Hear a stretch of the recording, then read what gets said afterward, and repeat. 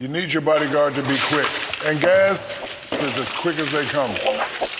Still, he's not as quick as a PointsBet app where I can place my same game multi before he's had a chance to even... We'll call that a draw. It's never been quicker to piece together an NBA same-game multi with PointsBet. Memories. PointsBet, built different. You win some, you lose more. For free and confidential support, call the number on the screen or visit the website.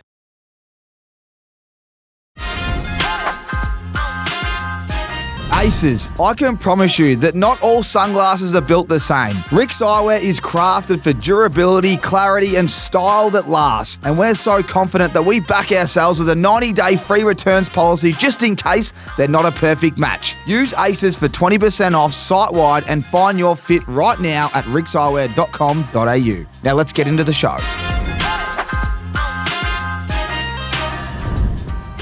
Alrighty, we are back. Tommy talks with Sharpie, the latest recruit down here in Melbourne. He's the 2K time trial king. He's going to take me for an absolute lesson. I've heard you are making a mockery of the 2K time trials, but Harry Sharp, welcome to the podcast, mate. Tommy, thanks for having me. Good to be here. Who wouldn't know, but you saved me in Brizzy. We had Lockie Neal's was it his 30th?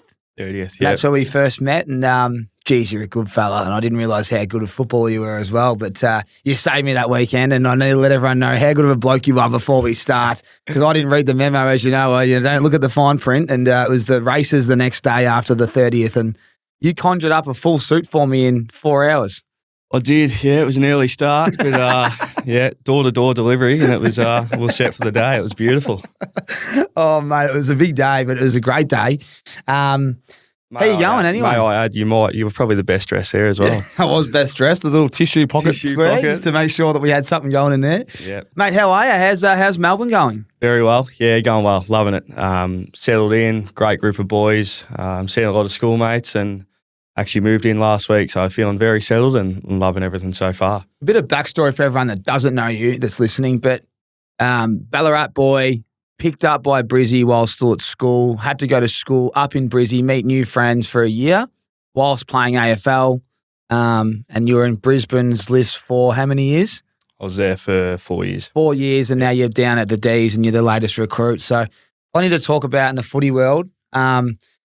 Let's talk about the start of it, I reckon, because obviously, the Lions had such a great year and they're elite units. There's a lot of good fellas up there, and you're still very close to them, and they still want you back. I'll read out a message later, but a two-time Brownlow medalist still thinks you should come back. He misses you. So you're big in the locker room, and you're going to be missed by them. But you've got to move on so you can get more opportunity, and that's kind of what happens at good teams. But I just want to know, before we get into the AFL world, talk to me about what it's like to be a Ballarat boy and then get picked up to a new state, but still have to go to school. Yeah, look, mate, it was a whirlwind. Wouldn't change it for the world, though. Like, I was year 10 in Ballarat at St Patrick's College, sort of weighing up what I was going to do. I was fortunate enough to head down to Caulfield Grammar, year 11, bare border down there. Unfortunately, it was COVID year, so I spent half the time in my room anyway online.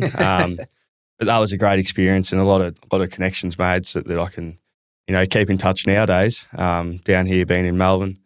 And then all of a sudden the draft came around and I was 17 and eligible for the draft and lucky enough to get picked up from Brisbane at the end of 2020. So still had a year left of school and it was a no-brainer to move up there and get settled. And I thank firstly my family, the host family, and also the club for that transition. It was unbelievable. And went to St Laurie's up in Brisbane above the Mater Hospital. So I think it worked out to be 800 metres away from the Gabba, so made sure that was a priority. I was training of a morning and then parking a Lime scooter out the front and scootering up to school, go to school for the day and then scooter back in the Arvo. So, it was very good and it was awesome to be up in Brizzy and I think it set me up pretty well. I had like a lot of schoolmates that I could hang out with, but then, the likes of, Jared Berry, Hugh and McCluggage, who are country boys and knew from the Rebels a few years prior to me getting drafted. They helped me out in the early days and, helped me settle in real well. They really do help you, like your affiliate club. Like I was a Calder Cannons boy, and whether you're a Vic Metro, but as soon as you're aligned to something like that, they just gravitate to you, don't they? And you need that because you don't know anyone. Exactly right. Yeah, they do. And they're very good at it, especially the Brizzy boys. They're a lot of boys come from interstate and country, so they all gel and mould pretty well together and look after each other. I can only cast my mind back to being at school and thinking about. I think about Jack Watts. He was there. He was number 1 pick and playing, and it was.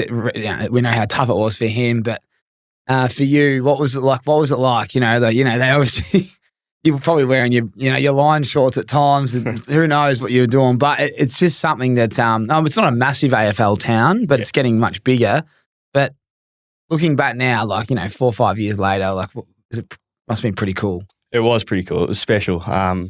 As you said, it's not a massive AFL town, so I didn't mind that. It was good. I was going to school and the boys not really knowing what AFL was. It was just such rugby league, rugby union. So I sort of embraced myself into that type of world and would chat rugby league with them at lunchtime and everything like that. And they didn't really know what I did until probably round 1 came around of AFL. So, it was certainly very different, but they treated me the same and I loved that for that. And that's another thing, you rounded up this suit for me in probably 40 minutes, not 4 hours. But you got to meet so many people away from the footy club, and how important is that, especially being a fringe player? It's not, you were just putting up numbers in the seconds, but when you've got such a good team, like the Lions have been the last 4 or 5 years, it's that hard to get in a team as a young fella. Yeah. But I'd imagine all your friends off field would have kept you sane. Certainly, yeah. And as I said, they don't really know a whole lot of footy, so it was a good outlet. I felt like my balance was pretty good because of those boys. Still keep in contact with them to this day, so grateful for them and, love it. Let's talk about the Lions last year. What did you learn? Everything. Firstly, to, talk about persistence. We're 0-5 at the start of the year and get halfway through the year and we're still struggling, asking the question, are we going to make finals? But I think belief within the group was huge. That held us in pretty good stead, and we're very process driven. We'd just go week by week. We wouldn't think about, we have to win our next 6 games to be in the top 8. Just week by week, training by training. And the leaders really made sure of that as well. You talk about Lockie and Harris, both captains. They kept everyone sane and kept everyone on the same path with the same mindset. So it was awesome to watch and be a part of. Yeah, it's great. I remember Dunks talking about how it might have been the bye, but you can kind of, I think Fags might have said something about, you can go either way, and we don't know what it's going to look like, but I think he got your numbers up and was like, we're actually in good shape. We've just lost a lot of games, but our numbers are better than last year. And then all the boys kind of just, the belief kind of stayed, and then the results started to come and away yous went. Certainly. Do you remember that meeting? I do, yeah. And it was a bit of an eye-opener as well. Like you look at the wins and losses and you're thinking, don't know how well we're going. But, we were probably scoring a lot more, but just lost games in tight margins at the end of games as well. There's probably a few that teams have run over the top of us. I played in the Collingwood game at the G. We're up by 4 goals or something with 10 minutes to go and a win by a point. So that meeting mid-year definitely gave a lot of motivation to keep going and keep playing the way that we're playing, fearless footy. You talk about Zorko just like turning it on. He was just playing fearless footy, not worrying about the consequences of it all, and that held us in very good stead. I do remember Fags' meeting said we can go one or two ways. We can, go into our shell and play safe footy or keep dancing on thin ice. That was a famous quote that I'll remember forever. And he would end every meeting with that for the last probably 3 months of footy, I reckon. Well, geez, it definitely worked. You weren't dancing on thin ice on Granny Day. I'll tell you what, I was blind at about half time because I knew you had it in the bag because I was just so keen to see you get over the hump. I felt like Lions had been there for 5 years. And obviously good mates with Lockie Neal and and on dunks and that. But I knew Lockie hadn't got one, and I just wanted him to get one in the bag before. He's getting on now. Not getting on. He's still got 10 years left probably with those hands and those calves and quads. But Probably one more Brownlow as yeah, well. he's probably got a couple more in him. But yeah, just because mate, his granny day, it all just come together.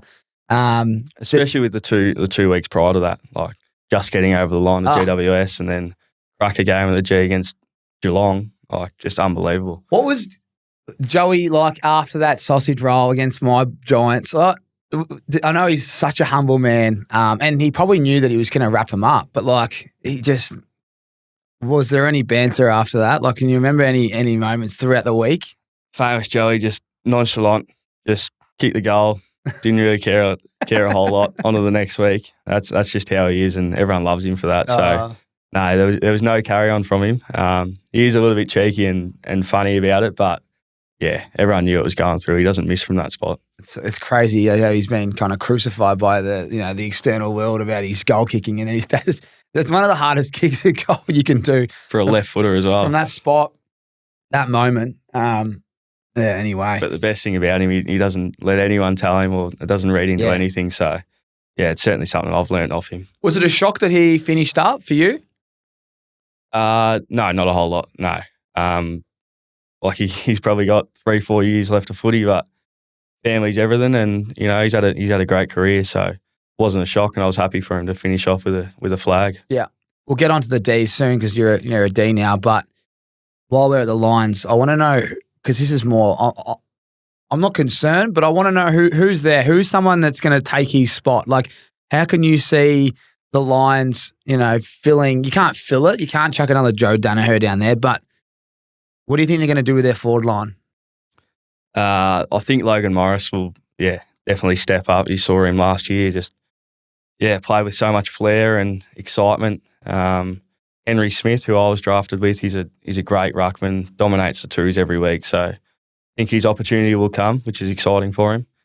And then even big sticks Brandon Ryan from Hawthorn, left footer, a bit like Joey. I think he could turn it on this year as well. You never know. There you go. Well, people that like their super coach, so there's a few names for you. Like the only thing I get concerned about, obviously Logan was super, but they get the big defenders, like Joey takes the big defender every week. So you need to get someone that can take them. But it's going to be interesting to see what they do with that forward line now that he's not there. Maybe Cam Rayner one out in the square. Yeah, well, I don't mind that. I don't mind that. Sit on some people's heads. Yeah. Well, let's talk about the Ds. When did the decision to leave happen? Obviously, everyone has been around it before. Your management group would have been like, hey, we've got interest during the year. We think you should be playing or whatever. When did all those kind of conversations start, and when did you make that decision? Yeah, it was exactly that. Halfway through the year, my manager said there's interest, but nothing to sort of hold your hat on. So just keep playing good footy and see what comes. Got to the end of, what was it? Like the D listings and everything like that for each club. And I was in Split, Croatia. Great spot. I left Brisbane a few days earlier knowing that, I'm coming back. Still got another year at Brisbane. Excited for the trip and to get back in the pre-season. Got a phone call at 5 a.m. from my manager, said, hey, mate, do you mind jumping on a Zoom meeting? These just want to have a quick chat to you, see what you like. Nothing to really think about, but just have a chat to them, see what you think. So, woke up early, got on the Zoom, had a chat, probably hour and a half. And then later that day, a contract came to me and I was just shocked. I couldn't believe it. I knew that there was interest, but I didn't think that they really wanted me like that. And then, it was probably took me 2 or 3 days to have a think about it, chat to the family, chat to the manager. And at the end, it was a no-brainer. And as soon as I made the decision, I was happy with it. Yeah, nice. That's well fleshed out. How many years did you sign for? 3. Yeah, nice. So a bit of security and, a great young group as well. So happy to be a part of it and grow in that as well. What position are you going to play? I'm a fair bit of wing at the moment and half forward as well. So been good learning off one of the best in the league, Ed Langdon. Training on him most days and just learning so much, like the little nitty-gritty parts of the wing role. You're out of the contest, but you're just running along the boundary line in the pie stand. And he can run. Bloody oath he can, yeah. You're a good runner. How have you gone on him on the wing? I do struggle at times. Like he's like a diesel truck. He just runs up and down. Can have a bit of change of pace, but he just covers the ground so well. He's certainly put me to the sword at the moment, but yeah, learning a lot off him, which is going to be good for my footy. And you'd learn like the decision making to like get back and get forward before the ball's even, like it's still almost, it's pretty much in the contest, but he can see, oh, look, we're about to win it, and he's off. His speed off the mark is like he's actually very quick, but his endurance is elite. And when you mix that, like Brad Hill was the same. I had to play on both of them at training, and I just couldn't believe how quick they were. You can't ball watch on them. They'll get 5 meters on you when you are being elite. You know what I mean? Like you've just got to be ahead of them, and it's very tough. But and it's a lot of round to make up. He reads it very well. Yeah, so, it's good to watch. He's had a great career, and even his contested marking and everything. He's really taken his game to the next level. He could probably he's a really dangerous winger if he wants to play defensive and then push forward. I reckon he could push forward more this year, maybe because they didn't win as many games last year. But when he pushes forward, it seems like he's always on his own because they just lose him. Outruns, yeah. And he's vital for the team as well. Like, he may not get a lot of touches some games, but the space and everything that he creates is just good to watch on the. Well, that'll be exciting having both of you on the wing. It's with your running capacity. You smashed the time trial. So how did Ed go compared to you in the time trial? He ran pretty well. He was third. Great runner naturally. Who was second? Kynan Brown, second year player. Nice. Yeah. Nice. So, the boys are flying. Been working pretty hard over the off season by the looks of it. And we're into that sort of footy type running now. So a lot more shuttles and 2Ks behind us, which is good. Yeah, the 2Ks you're good at running. You can't cheat it, but it's a real easy one if you're good at running. Spot on. Yeah. Look forward to it, but you still get nervous over it as well. Although you still can smash it at the park. A couple of questions we've asked the Aces and they've chucked them up, and we'll ask them later on. But I saw one person wrote in, why do clubs keep the 2K time trials times a secret? Do you know why they do that? Are you happy to share your time? Yeah, no worries. I don't know why they do it, but every club's the same. Like I think they sort of want to hold cards close to their chest. I ran 5:55. That's flying, man. Out at Casey. Bit of tailwind, but then a fair bit of headwind as well. So that is so quick, bro. I ran a 6:08 and everyone thought I was bloody the man. Were you running on grass? We were, yeah. That's so quick. If you're on a track, you're running another 20 seconds less easy. Potentially, yeah. Well, you are on a track, on an athletics track. Yeah, it is a lot different. That's very quick. Yeah, so. Did you get it? You know what I love about this as well? You come in, 3-year deal. Some people might not know you, some do, and you go, bang, win the time trial, but you win it like that. I can imagine Gorney and the boys going, fuck, this is grouse. Like, they would have been that up and about. You get the respect straight away. Like, I can just imagine that's exactly what you would have wanted to do. Well done. Spot on. Yeah, no, thank you. That was the first thing. I know Gorney and Stephen May was pretty impressed. He just couldn't believe it. He was talking to me even days after it. Big bruiser at the back. Yeah. No, he was running very well. But yeah, that was the first thing.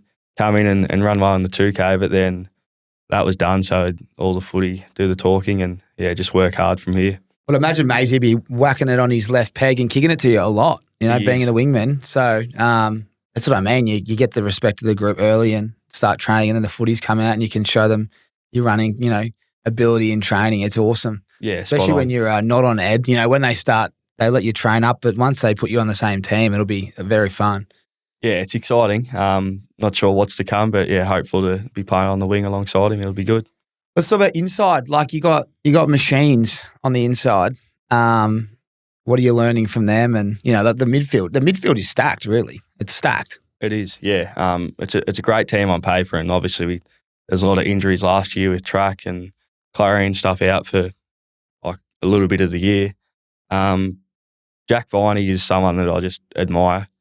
He obviously does a lot of work with his brother Max through the MMA and everything like that, but his body work is just second to none. It's crazy. Just how technical it all is, and then his speed to get away from contests is so good to watch. But you watch all three of them go to work with Gorney hitting them down his throat. Like it's just it's going to be exciting. Yeah. Well, it is. If these are all fit, it's almost impossible to stop.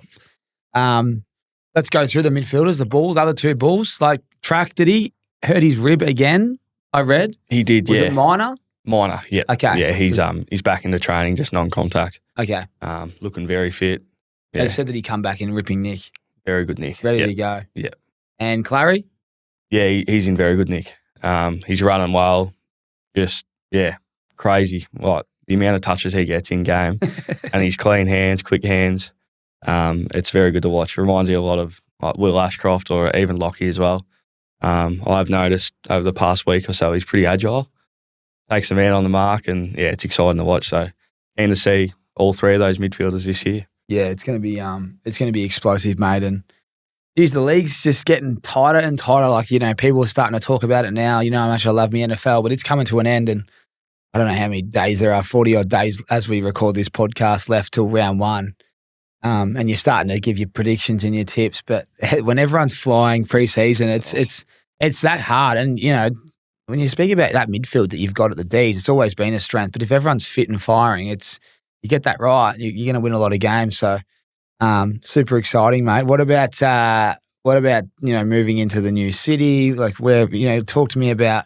You have to tell me where you're living, but how have you settled in? What's different about living in Melbourne? Obviously, being a Ballarat boy, it's not like Ballarat. I was the same as you. Riddles Creek, and you go to Fremantle. You finally move back to Melbourne. Everyone's like, "Oh, it's home." It's like, no, well, I've never actually lived in a city. Yeah. So it's all kind of new to me still. But how have you found it? Very different. I'm loving it though. It's very good. Traffic, doing me head in a bit. Yeah, Drive 3K takes you 25 minutes.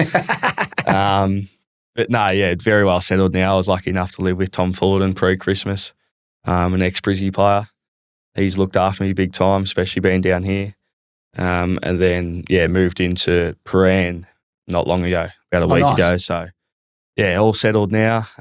Melbourne weather at this stage is beautiful, loving it. It is. Dreading the winter, but we'll see how we go. Oh, hopefully you're playing on the road every second week, and you don't have to see the winter. It does get cold down here. Oh, no. But when you're playing footy, I feel like you don't really notice it once you're warmed up. Not at all. Exactly right. Especially if you're at the G all the time. If you're at the Etihad, you wouldn't even know. Unless you're playing in the twos, mate. I literally think about that. I go, geez, I played in the twos a lot. I just couldn't think of anything worse. You might get dropped and you got to go down. Windy day out of Casey. Oh, in the middle of the winter. Yeah, and try to find the pill. But who has been your closest teammates? Who's your best bud so far? Who have you linked up with? Is it your locker buddy? Is it Ed Langdon because you're playing on the wing? Who's someone that you've linked up with? Bailey Laurie. I went to Caulfield with him when I was in year 11, so he's looked out for me big time. Nice. Good young crew there. Tajro Woden, Jacob Van Ruin, Jake Bowie, and then even Jake Lever's an absolute ripper. He's a funny man. And then obviously locker buddy as well, Tom Sparrow. He's a legend. Works hard. Just a great work ethic. So I'm taking his stride. It's good. That's good. And the group, very much like Brizzy. It is. Yeah. Very well connected. There's brekkies and lunches on throughout the week. They're good. Very well connected, and it's led from Gorney. He's just a great leader and brings everyone together. It's good to watch. Yeah, well said. And now let's talk about, no disrespect to Fags, but he's a bit more of a, he's a bit older. He's a wise man, though. He's a wise man. But Goody's, someone that you probably used to watch play and love, and, he's the coach. But how have you found, what's different about the two? Goody's awesome. He's very, very into it out on the track, vocal. He's a pretty level head, very encouraging, but he's a boy's boy. He just loves the boys. Gets around you big time, and I actually like his method, and it's been good to fit in and work under him. Yeah, love it. And what's something that it's different to Fags? Fags is just Fags is Fags. He's unbelievable. So knowledgeable. I love how tame he is. He walks laps of training whilst we're training. Not really too involved until it gets to the big meetings and everything like that. So he's just a genius, and I love his little theories, and just the way he coaches. It's so much about belief within the group, and he certainly gives you that. Yeah, that's awesome. I can't just cast my mind back to the G when they were doing the last captain's run, and He's putting the cones out and the crowd was just, the crowd a hey. And he started, like, I don't think he knew what was going on at the start. And then he goes, oh, yeah, all right. And he's mapping out his little drill and apparently does it every time. But I just found that's the stuff that I miss, you know. Yeah. That's awesome. And as soon as he gets a little inkling of that, he'll give you the crowd a bit. But he's pretty tame and keeps to himself. But yeah, you love to see him in that type of mood. It's a good effort, isn't it, keeping it tame? I just think I'm an emotional man. I just would love. I'm probably more of a boys' boy. You get in there and here you go, boys, rev them up a bit. Yeah. It'd just be very hard to sit back and be calm and let everyone else do that. You know, it's well done to Fags. He has had his fair share on the bench with the headset on, but he's pretty level-headed, which is good. Goody coaches on the sidelines as well, doesn't he? He does, yeah. I just don't know how they see the game from down there, but they probably just want to talk to the boys. Spot on. What else are you doing, mate? Are you doing much away from footy? I am, yeah. I'm studying exercise sports science at ACU. Just slowly grinding away at that. Mate, grind away. That's all right. Just tick it off. Main thing is you just get the Sheridan on the weekend, mate. That'll take care of itself. On. Yeah, do a little, maybe an hour or so on the off day. And then my old housemate was actually a real estate agent up in Brisbane, and he'd come home with stories, and like it's an exciting life. You're connecting with people and networking, and he works like a dog. He's flat out, but it's a credit to him, and that sort of gave me a bit of interest to get into it. So I've just finished up my real estate course as well. So well done. Wouldn't mind doing 1 day a week down here and seeing where that takes me, especially for life after footy. It'd be great to be. You should shadow someone for a day on your day off. Spot on, yeah. I'm looking into that. So, yeah, 2 sort of different ends of the scales, but, yeah, have that in my back pocket to fall back on, which will be good. That's awesome. I've got a couple of mates in real estate. They can chew your ear off. That's all you need to do, don't you? They sell you the dream, they reckon. That's brilliant. That's good. What do most of the boys do away from the footy club? They all pretty busy? I think the number one thing's golf. Yeah. I don't mind that either. Still yet to get a course down here. I need to get a membership somewhere, but yeah, a lot of boys play golf as every club does. But then, you got Maisie, who's a barber, and I think Vines is working in the city 1 day a week. So everyone branches out to their own type of thing. And I think that's very important, especially can't get caught up in being footy 7 days a week. You got to, work hard at the club and then step away and have a good balance. So yeah, sort of followed that from up in Brizzy. A lot of boys do that and have an outlet, which is important. So yeah. Let's talk golf because it's a big thing, and I feel like the public get it wrong every year. They bring out everyone's handicaps, and the real golfers get flat. So, who's the best golfer at Brisbane, or top 2, and who's the best at the D's at the moment, if you know? Yeah, best at Brisbane was Jackson Pryor. He's now at Essendon. Yep. He's playing off 2.8 or 3 or something. He's unbelievable and so good to play with. He's your caddy all day long. Helps you more than what he helps himself. That is true, isn't it? They help you out. Dan Rich used to be, or still is, a great golfer, but when he was at the club, I think he was off about 4 or 5. Wow. And then even Charlie Cameron, he's playing off 8 at the moment, I think. So, yeah, very, very good group up there. And from what I can gather, I think Maisie's the best at the club at the moment. But a lot of boys sitting around that 11 to 12 range. So yeah, climbing. Yeah. Definitely get on the club. Maisie's at PK. I think that's his home track. He is. That's my favourite track, I reckon, in Melbourne. Yeah. You get a sniff at, the golf courses. They're good, but I reckon PK's, mate, it's as Next good as level. Yeah, I just think it's as good as it gets. Yeah. This sounds weird. Royal Melbourne, it's great. Don't get me wrong, but I reckon PK's got it covered. Really? Yeah, I personally enjoy it more. Right. Okay. I'll have to test that out. Test it out. Yeah. I reckon the greens they're that quick at Royal Melbourne. You get a bit frustrated. No, I can imagine. PK's, it's mint. Well manicured. Yeah, very well want? manicured. Yeah, I'd love to know who's there looking after the deck because they're doing a very good job. They're both outstanding, don't get me wrong, but the D's boys, there's a lot to choose from down here. Rich contacts, and they'll all be members somewhere. But I reckon PK, you just let me know later on when you play both what you think. Have to make a few phone calls. Yeah, definitely. If you played bad at one, you can't say, I didn't like it. You just go by what you see and how it feels. Yeah. Very good. Off season, what did you do? I was pretty flat out this year. It was exciting. We obviously had the week post grand final week, which was great fun. And then I had Charlie Cameron's Bucks on the Saturday, and we flew out to Europe on the Sunday morning. So 14-hour flight, slept for 13 and a half of it. Beautiful. Went with Kyle Lohman and Logan Morris. So that was a great trip. We were there for 3.5 weeks, travelled around Croatia, Rome, south of France, Barcelona, and then finished up in Portugal as well. So that was... Favourite spot? I think I'd say Madrid. Really? I haven't been there. Yeah, Madrid, just the old buildings and, went to a Real Madrid soccer game there. So that was that was the highlight of the trip. But then also Croatia was unbelievable. You can see what it'd be like in peak season. Yeah, not bad. Came back home for a week. Went up to Noosa, did the Noosa Try, just in a teams event, and then ventured off to New Zealand for 5 days on a golf trip. So pretty jam-packed. That's awesome. But yeah, it was awesome. Great group, and back into training. I was struggling the first few weeks, but got myself right in the end. It's hard to train like in those places, isn't it? Like, in Europe, there's not a lot of grass around. There's no ovals. It's you almost got to do a lot of straight line running, don't you? There's only so much you can do on a treadmill. Yeah. We were doing 30-minute runs and just getting a big sweat and blowout, but we made it work, which was good. Both those boys are pretty into their training and very dedicated, so it was a good group to go with. It's important. Like, if you're going to drink piss, you need to have blokes that train their ass off as well. Spot on. Otherwise, sometimes there's we'll do it tomorrow. I'm a bit tired. Can't delay those type of things. No, you can't. You just got to bang them out. Let's go to the questions and we'll continue the potty. But I think there's some awesome questions here, and there's a couple here that I want to read out. One was from your family member, I reckon. Oh. And it's about you being an amazing athlete, but they reckon you're the second best athlete in your family.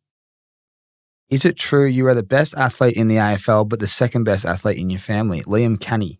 Liam Canny, one of my great mates growing up. I'll give him that. My sister, pretty talented basketball. She's over in the US playing college basketball. Is that right? So, yeah, very exciting. We actually ventured over there over Christmas and had a white Christmas to watch her play a few games, which was exciting. She's loving it and living it up. So whereabouts is she based? In Boise, Idaho. So in the middle of nowhere, big college country town, but great setup. I was actually over there and met Ashton Genty. Oh, did you? The running back? Yeah. Is he massive? Massive, yeah. Small, but just jacked. Are you taller than him? Yeah. How tall are you? I'll give myself 6 foot. 6 foot. What would he be? 5'10". And just jacked? Yeah. Was he a nice guy? Legend. I reckon I was saying this to Benny Graham the other day, we caught up, but like the running backs, when I went to the Super Bowl and I got to meet and I was doing content and they were all that humble. And I met, like looking back now, it was Jimmy Gibbs, Bijan Robinson, they're like the biggest names in the game. And they were the nicest. Give you all the time in the world, don't they? Yeah. Just blue collar. Yeah. That's great. I love that you said he's good because he'll be really exciting next year. Like, I'm excited to see what he does in the big leagues. Yeah, so am I. It'll be good to watch. How long were you with him for? 3 minutes. Yeah, that's enough. Chatted to him for a bit. Toured the facility. It was awesome. But yeah, that's great. Yeah, great trip away. And your sister, how old is she? Like, how long has she got in college? She's just turned 19. Full ride over there, 4 years. That's awesome. Yeah, well done. It's exciting for her. Rosetto Max, how do you have such a good 2K time? It's a great question. It is a great question. Because I've got long legs, so I put it down to when I used to do it, I was like, I had longer legs, so maybe it was the reps. Yeah. But you're not as tall, so you are a machine. 555 is quick. I think I'll put it down to I grew up doing athletics, so that held me in pretty good stead. Long distance? Long distance, but then also a fair bit of track as well. Yeah, you'd be a steeple. 400 metre. Oh, it's 15. Yeah, didn't have much speed. 1500, 3K, and then a fair bit of steeple as well over the hurdles. Did ya? Yeah. That's mint. How'd you go? You ever fall in the water? Yep. Pretty dangerous to steeple, I reckon. Yeah, smashed the shins on a few. But yeah, I have actually. I was in it was like Cairns, pouring rain, 7 o'clock at night, winning the race, coming into the final steeple, and I've gone arse over. Ended up coming second, but great story. Do you have the footage? I probably do, yeah. I'll be able to find it. Were you in the front? Were you in the lead by a bit? I was. Oh, not by a bit, but I was in the lead. And you would have hit the deck hard. Oh, yeah, yeah. And you just got to get up. Bounce straight back up. Just get pipped? Yeah. But no, that's all right. But yeah, 2K, I don't know, I'd probably put it down to a fair bit of my training in the past. and a lot of racing as well. I used to race every weekend, so I sort of know what it's like to, put yourself to the sword, and pacing was probably a big thing for me. I'd go out pretty hard and then try and hold on. That's my theory. Grit the last 500 metres. It's only 6 minutes of work, so you just got to put yourself to the sword. That's exactly it. Have you done many 3Ks? I have, yeah. It's a different mindset, I reckon. If you go to, because I've done the same and I've blown up. Yeah. So, I'll put it down to that. A bit of speed at the end, but the legs are jelly. So let's just get, because there's a lot of people out there, local football clubs, they're starting to pick up now, but the time trials are coming.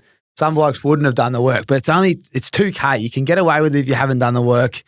Well, you can't, but you can. But you're saying that you tell them exactly what you got to do, because it's about, how many laps is it, 4.5? Yep, of a footy oval. So talk to them about your play-by-play. Play-by-play. Sort of get out hard, get into a good rhythm. And I normally try and tick off 4 minutes not as quick as I can, but without looking at my watch or anything, just run for 4 minutes. Might take you, 2.5, 3 laps, and you just kill time. I like to kill time as opposed to distance. And you look down your watch, you got, 600 metres to go, or a bit further, 800 metres to go. Put the head down for another 30 seconds and just kill as much time as you can. And I think that takes you a long way, as opposed to thinking, I've got to run 500 metres, 500 metres, 500 metres. I just try and kill as much time as I can. That's a great theory. So instead of going for distance, you're like time. Just think time. You think a lot about the footy reps. You do 3-minute efforts. Might get 900 metres, you might get 1K. You just got to do 2 3-minute efforts. Maybe another 1 minute effort to get a 7-minute 2K. But that's how I do it. Love it. I used to have the similar theory, mate. I love that you brought that up. I used to go as hard as I could at the first lap, just get them out the blocks, and then the lactic would kick in, and then it's like, right, can I just hold this pace for another couple of laps, and then you can see the finish line, and then you just go. Great minds think alike. I fucked it up one year. I said it before, but we did a 3K. Sam Menegola, he used to play at Geelong, but he's a machine runner, like one of the best I've ever seen. I think he was running 9:30 3Ks, and but anyway, I was like, I'm going to take him on because he's we both got picked up same year, and he just got picked up from Hawthorn because I think he might have got delisted there. He was a rookie, and they're giving him another chance, and he was meant to be this king of running, and mate, I thought, fuck, not on my watch. So I took him out for like, I think we did like a 2-minute. Oh, it was like, I don't know whether you could say it was like 2:40, 2:50, whatever. It was really quick first K, and the whole group blew. Like talking like he held on, I blew up. I remember my second K, I was like 4:30. Like I was like absolutely cooked myself, Never again. Yeah, because he wouldn't give me the lead, so it was just like going as hard as you could. So I was like, never again. I won't go that hard. That was the 3K days though. Like I reckon if it was the 2K, you could almost maybe hold on, but the 3K, they had the extra lap at the end. Well, not lap, K. But they were brutal. I know everyone's probably fascinated by why current day athletes talk about, people ask you about these time trials, because there's just so much weight to them. Like if you run a poor time, everyone thinks you're out of shape, and it's not the case, but the time is just, that's all people care about. Yeah. And if you don't nail it, then you don't have the respect. So a lot of pressure that goes on it. So much pressure, and it's unneeded pressure. You finish and you're like, why was I so nervous over that? Yeah. All the boys, I'm sure every club is in the same boat as well. You get so nervous over that in a trial game or something like that, the stuff that actually matters. Yeah. Well, I'm pretty sure, I mean, you speak to Lockie, but like Lockie was picked as the sub in my second year, whatever, when we made the granny, because he ran a shit time trial in preseason. It was out of him and Zach Clark, and I'm pretty sure Ross Lyon was like in the meeting. Well, he did. I was there. I was emergency, and he's like, he just said, we're going to pick Clarkie because he come back in better nick his time. Then I remember when he said that, I was like, wow. And like, that's like how much weight he used to hold to the preseason and coming back in good shape. Yep. So it would just put everyone on edge, knowing that like, geez, he can hold on to this all year, and it can come down to selection on granny, flip a coin, we'll go to preseason. Yeah. Yeah, no wonder the Saints boys are so fit. Yeah. Oh, they would be, mate. They'd be running rings. Righto. Which Lions player was best on at the grand final celebrations? This one's from Charlie Lyons. I'm going to say it's a tie between Jared Berry and Josh Dunkley. Oh, Dunks, that's great. Just showed up every day. He would, wouldn't he? And great value as well. Yeah. And just always smile and dunks. Yeah. That's great. And hooked us up with a lot of things. There was races at Eagle Farm on the Wednesday. We're the only people there, but there with bells and whistles on. It was good fun. He is the networking king, Dunks. It's never seen anything like it. He's a machine. I love it. Brooks Blooms in the comments. Bro, Melbourne, really? Brooke, filthy. Filthy you didn't go to the Dogs, probably. How hard was balancing school and AFL footy? We've kind of spoken about that, but you did it pretty well. I probably didn't ask that question as well. How hard was it? It was very draining. I think I got tonsillitis 4 times within the school year. Wow. Lucky enough, got them taken out at the end of it, but it was it was big days. I'd be up at 5 and I actually did my ankle in my first year as well, so I was doing rehab of a morning, going to school for the day and then coming back and finishing off in the arvo. So it was draining, and you'd get to the weekend and you just couldn't wait to sit and watch footy or just chill out because 5 days of just flat knacker. And I think that I could have just cruised through it, but I actually did want to get something out of it and make the most of my schooling. So I worked pretty hard, and I'm thankful that I did because it kept me busy and I was able to study, and the results showed in the end. So it was good. Yeah, well done. It's well done because you could have just done what I did and just slept in your exams. But yeah, credit to yourself, mate. Archie Allen, I need your running program, GOAT. There you go. Maybe you could sell your running program on the side. That could be, mate, 555. I'm putting it out there. I don't reckon there's 5 players in the AFL that can do that. Yeah, well, it is a bit flattening because back in the day when I was 16, 55 kilos, ringing wet, I ran a 5:16, so still a fair way off it. But are you serious? Yeah, that was. So do you kind of compare? You're like 5:55. It's not even my best. Flat with that, I'm 40 seconds off. So what are you aiming for? Like if you went because obviously the D's, okay, new club, got to impress. I'm a machine. They know that, but I want to show them something they haven't seen before. Yeah, what time did you have in your head? Anything under 6, I was happy enough with. Yeah, carrying a bit of extra weight, Christmas ham, all that type of stuff. So yeah. Christmas ham, and the rest. But yeah, I found that I do two main sessions a week. Might be 8K of work of high intensity running, but I used to just go for 30, 40-minute runs 6-7 times a week, and found that's what got me fit, especially when I'm easing back into pre-season. You go for a 6K run at a pretty solid pace 4 times a week, then it holds you in pretty good stead. Yeah. I used to think fartlek was the easiest way to get your time trials down. Definitely. Because you can just get the base and then you can just reduce your rest and just keep going. Yeah, you don't need to do all these 2 sets of 6 200s and all that type of stuff. Too much recovery time. Spot on, yeah. That's great. Funniest teammate you played with? Lusakema, 77. Kyle Lohman, for sure. Well, you know what? It leads me into it because he just wrote in, why do they call you Pesto? Funny story, actually. Pesto comes from Cam Rayner. We're at the Virgin Lounge morning after the grand final. A lot of the boys are probably still a bit drunk. It's big. There were signs of this Pesto the penguin. That's in Melbourne. So myself and Kai started calling Cam, "Oh, you look a little bit like a penguin, Pesto Pumba." So that's been his name ever since, and he hates it. He hates it. I was going to say, he must hate it. It's stuck. He's sitting there going, I don't even look like a penguin. It's pretty shit chat, but it is good. It gets just classic banter inside the locker room. I love it. Miss it. And also, who do you miss the most from the Lions? That's a hard one, but I'll have to ask the questions. No, that's all right. It's a great group. I miss everyone. Probably Jared Berry. He was a good role model to me, but great banter and everything like that. Probably never really had a serious chat, but he's good energy. But yeah, I do miss the whole group.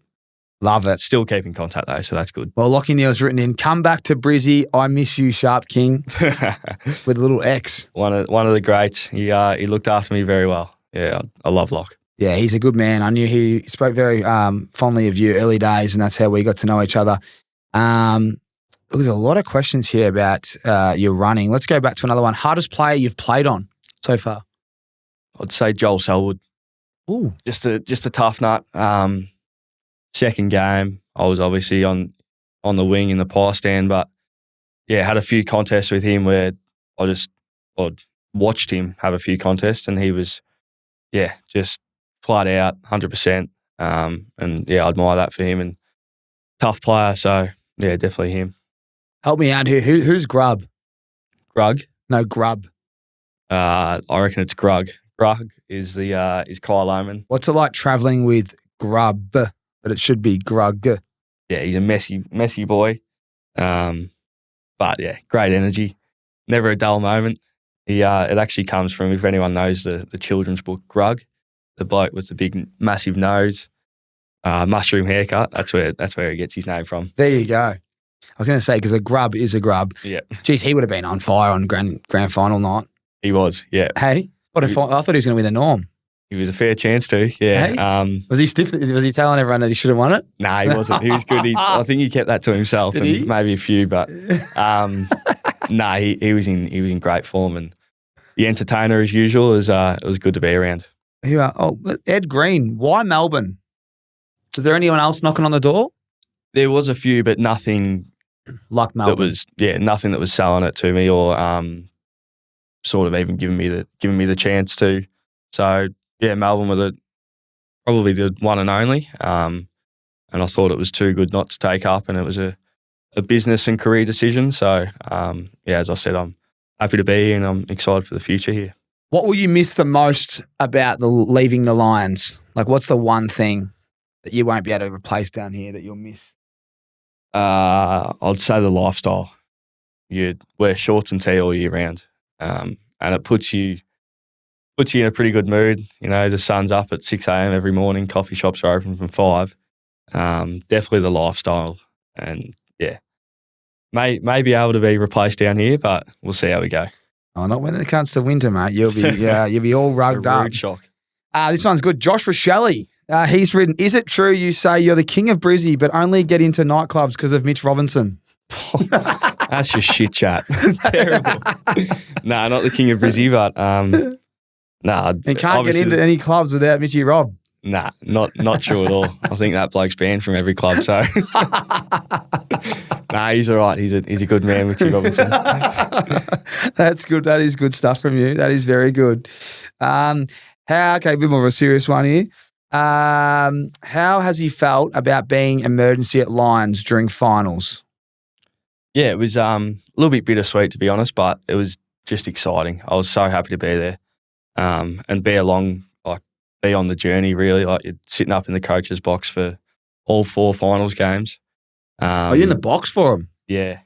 So, no, pretty exciting and good to be around. Like, I was so happy for the group, and you know, you want to be out there, but it's as close to being out there as you can be. So, certainly won't take that for granted. Hey, great experience. I've been there with you, brother. It's a unique experience. I don't think I would have wanted to be in the box for my old mob, but obviously phases on the bench. What's it like being in the coach's box for finals? You know, like I've never been in the coach's box before. Yeah, there's a lot going on. Like, when you say a lot, break it down. How much? Who communicates to who? Yeah. You know, is there a lot of yelling? Is it calm? Is it discussions within quarters, like talking, line coaches going, hey, like, can you boys fucking tighten up? Because we're getting reamed out here. Like, what was some things that you remember that you can share, obviously? Yeah. I remember GWS game, there was Jesse Hogan was just marking everything. Yeah, he was, yeah. And the defensive coach was asking the midfield coach that, do you mind if we get a few dirty ball entries and a bit more, pressure upfield so that he's not getting such a clean run and jump and grab at it. And then they communicate that to the head man, Danny Daly. He's on the phone to on the Fags, and Fags is sort of telling the boys on the bench, we've got to tighten up a bit, or we've got to pressure the ball a lot more. But it happens every 2 to 3 minutes. It's crazy, but to credit to them, they keep a level head and no real digs at each other because you're all one. But yeah, I was surprised to see how much the midfield group or the midfield coach sticks up for the midfield group. Forwards, sticks up for the forwards group. Yeah. But no, it was very good to watch and be a part of. That's great. Just sat there and even like sitting in the back of your chair, you didn't want to make a sound because you didn't want to distract them at all. No, you wouldn't. Look, I mean, normally the head coach is up there, so it's the fact that Fags is down there. It's probably a little bit more calmer, but it's funny how they all stick up for their line groups. Yeah, nothing like Rocket Eat or anything like that. No. Get him off. Rocket. Get Vincent off. Rocket, calm down. No, none of that, but I would love to watch it. I remember when that circled around the leagues, like, because I was at the Giants and Leon was coach still, and fuck. I remember asking him about it. He goes, "Oh yeah, mate, that was madness." Yeah, grand final day. I think Sydney were next to us, and I could hear horse all game. Oh really? It was crazy. Oh yeah. Yeah, tough. But it is good. Like that's how you get wins and stuff like that, as you know. So yeah, there's different types of coaching, isn't there? Yeah, there is. Being yelled at something that I don't think works. But yeah, if they can do it behind closed doors, that's fine. But yeah, fine. It's good, mate. I'll just see if there's a couple more questions and then we'll get back into it. One more here. What do we got here? What number are you, by the way? 30. 30. Nice. Taking Alex Neilborn's number. Oh, what a star he was. Yeah, and one of the great men, apparently. Adam Masters has written in, besides from the big names, okay, who's impressed you the most at the Ds? So not the big dogs. There can't be a leader or a skipper or someone that's polling Brownlow votes. Who's someone that has really impressed you, that's pushing for a spot? Yeah. Or that maybe goes under the radar? I think someone that goes under the radar is probably Christian Salem. Yeah. Like he's like beautiful left foot kick, hard at it, just wins every one-on-one and, trains hard. So probably him. Like he's been around for a while. He's a great player, but someone I never really would think of or watch a whole lot.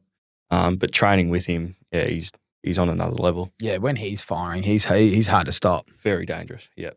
And I'll give it to Harvey Langford as well through the middle. He's a draftee from Dandenong. He's been turning it on. Big-bodied mid, and he's good to watch. Like that. And so will the people that do their little super coach. So will he be someone that you might see round one? It's hard to say. You're not the coach. Hard to say. You never know. Yeah, I've certainly been impressed by him. Yeah, that's for sure. All right. Thanks to everyone that wrote in.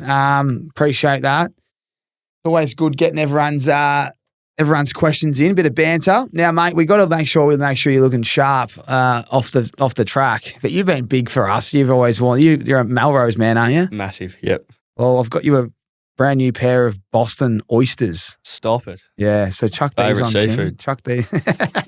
Chuck on them, mate. Thank you very much. That's a little present for you for coming on the pod. Thanks to everyone that supports RIXX Eyewear. We've got the discount code. If you use ACES, you'll get 20% off and free express shipping, and you'll look like the sharp man. Now, King, keep them on for me while I ask you this question.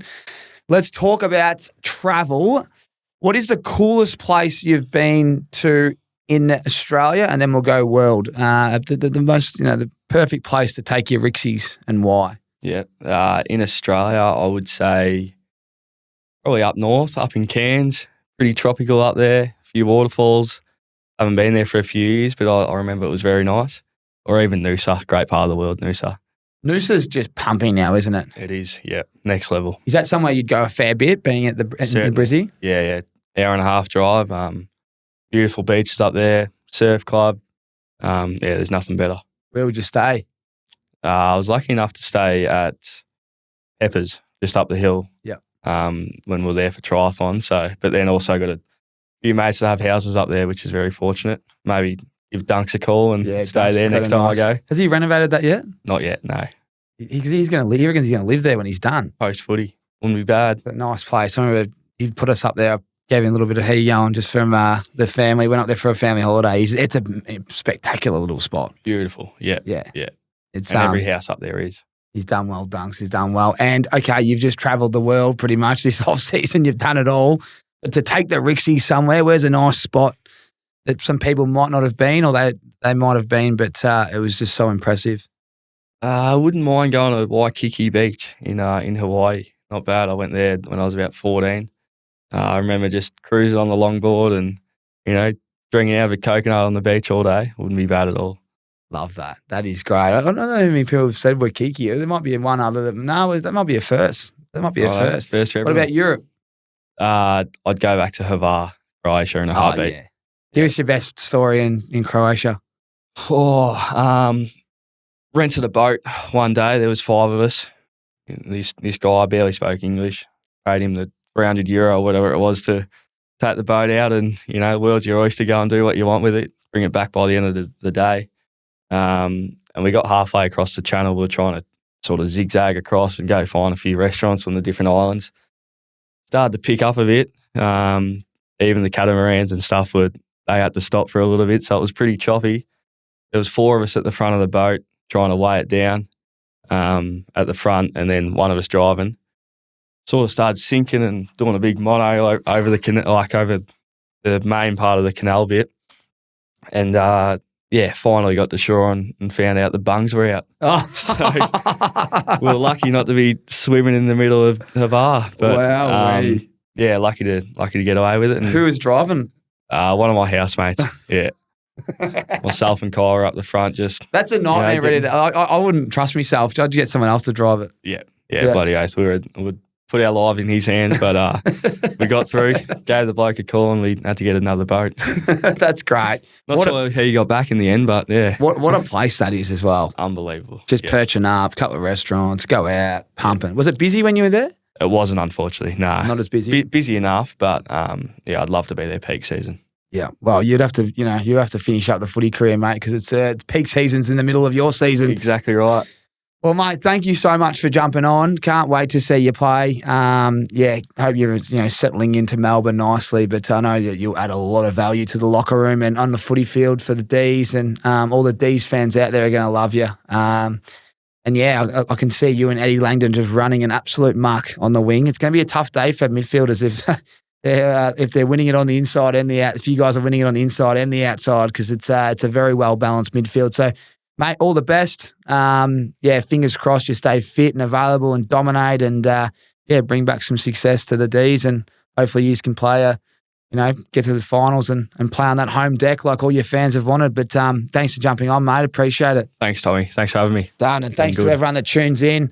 As I said, Tommy Talks is back. We've had Billy Gowers, Harry Sharp. There's a few big dogs to come. But it's going to be a big year. So thank you. Hit subscribe. Flick this on to someone that loves the D's and loves Sharpie. We'll see you next week. Cheers.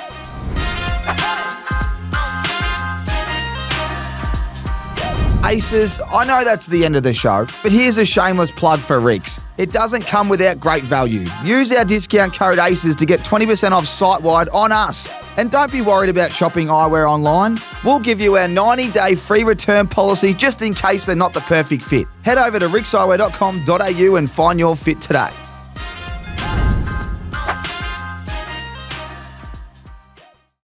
You need your bodyguard to be quick. And Gaz is as quick as they come. Still, he's not as quick as a PointsBet app where I can place my same game multi before he's had a chance to even... We'll call that a draw. It's never been quicker to piece together an NBA same-game multi with PointsBet. Memories. PointsBet, built different. You win some, you lose more. For free and confidential support, call the number on the screen or visit the website.